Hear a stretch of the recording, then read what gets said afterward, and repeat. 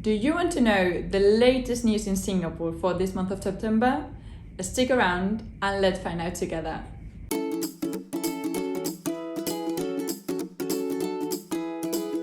September was a busy month for trade fair activity. After a 4-year hiatus, the Food and Hotel Asia 2022 was back.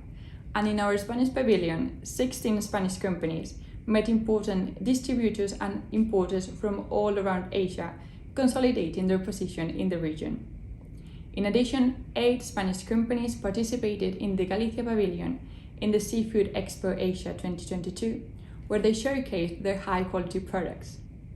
We want to highlight the International Congress of the Solid Waste Association, where the Spanish waste management company Contenur presented the advantages of side-loading solid waste collection system. And finally, the Embassy of Spain in Singapore participated in the beach cleanup organized by the EU delegation. We look forward to joining more initiatives in the future. Moving on to Singapore's leading indicators report, consumer prices continued to climb in August as food items and services became more costly. Core inflation hit 5.1% year-on-year in August, higher than the 4.8% in July, marking it its highest levels since the 5.5% of November 2008. Nevertheless, and on a more positive note, the Spanish exports to Singapore in 2022 have increased so far 82.1% from 2021. Singapore wealth tech investment went up 605% in 4 years amid Asian wealth boom, and the country remains the second largest container port in the world behind Shanghai.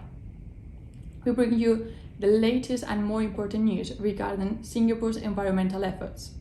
Firstly, Singapore is expected to inaugurate its first hydrogen-ready power plant by 2026. Currently, 95% of Singapore's energy comes from natural gas, the least polluting form of fossil fuel.